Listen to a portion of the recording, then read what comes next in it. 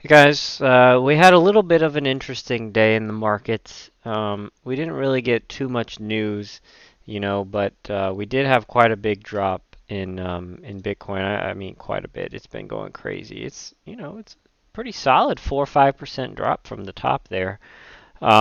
Still crazy overbought on the daily, coming down on the lower time frames, but I think we have quite a bit of correction still to come. Again, to think this is the start of a new bull run or something is absolutely absurd. It's much more likely that, of course, this is, just a pump by someone or a group of people with a bunch of money. This is not retail doing this. The numbers just are not there. I mean, sure, people are probably FOMOing in somewhere up here, but largely this is not a retail pump. So I wanted to talk about a couple things today. The S&P did drop 2%, pretty significant drop.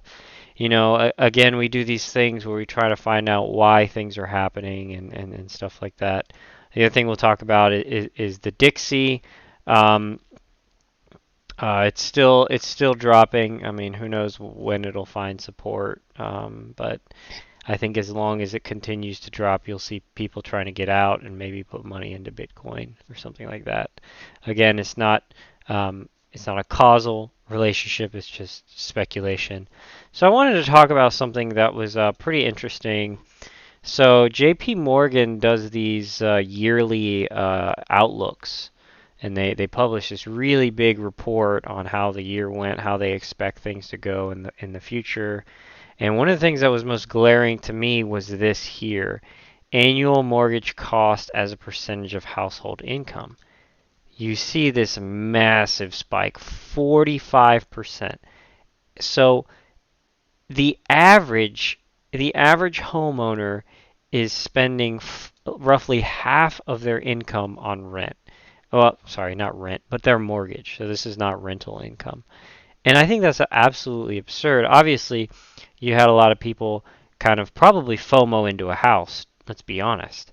And they FOMOed in at like 6% on top of the house prices being crazy, crazy high. So, and then you have another group of people maybe transitioning because they had an adjustable rate, so they got forced into a new rate, which is a disaster. I mean, imagine if 5 years ago you had 2, 3%, and now you're refinancing, or you're forced to refinance into 7%. I mean, that would be absolutely absurd.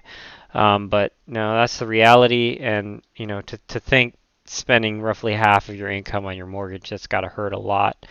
So I thought that was really interesting as part of this report. The other thing that kind of came out, a little bit of news, was retail sales. So some sales numbers. I don't know if these numbers came out today or if it was older and they're just now reporting on it, but um, we saw the largest monthly decline in consumer spending, consumer sales since 2021. I mean, that's huge. People are spending less money, right? People have less money to spend. I mean, it's not that it's a surprise. I mean, you look at the way things the stuff costs. Everything is so expensive. Even with gas prices coming down, you still got to spend your living expenses, your food and your shelter. And so even with gas prices coming down, it's still very expensive. Everything else is expensive. And so we're starting to finally see those numbers there. Um, Another thing, kind of as a result of lower consumer spending, here's a report by TechCrunch. Um, some analysts are talking about they think that tech spending is going to decrease in 2023 as people spend less money, right?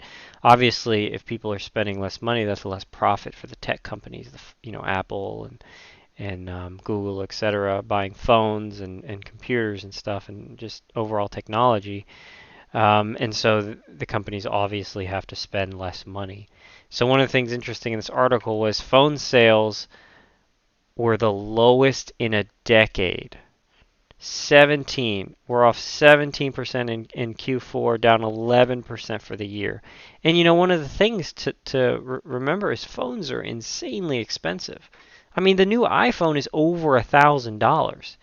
even if you break that up into just do the monthly payment thing, you're still gonna spend a ton of money. So people are like, you know what, I'm just gonna keep my old phone. It works just fine instead of upgrading. And so that's another thing. Consumers are willing to spend less money than they were. And it's all going to kind of start to snowball. People are going to spend less money. Tech companies are going to have, lower profits. They're going to lay off more and more people. I mean, we're seeing layoffs like crazy.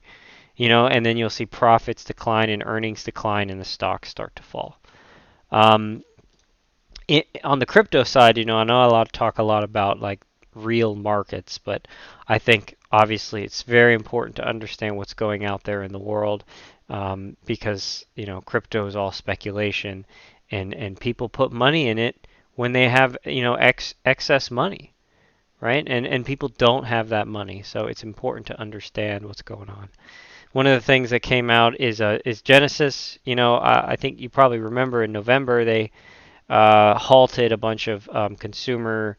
They weren't allowing people to withdraw their funds, and due to the whole FTX debacle, and now it's rumored that they are insolvent or bankrupt. So this is. I think it's claimed that Genesis is kind of like Genesis getting canned or being getting bankrupt is kind of one of the side effects of FTX. They had a lot of play in between there. And Genesis was a crypto lending and liquidity providing service. So it's not surprising, when you see all these lending, crypto lending, this and that, offering you great return on your stable coins and stuff, you always got to be careful. So that's another thing. If this happens, I don't know what their debts are. I don't know if they're going to be forced to sell a bunch of Bitcoin, and it could cause another drop in price. But it's not going to be anything like FTX, right? Like FTX is pretty much one of the worst things that could happen besides like Binance going under, right?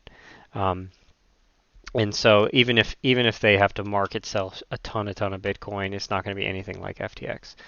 But yeah, that's pretty much all I had. I think we already looked at the Bitcoin charts. Yeah, we did. So, yep. See ya.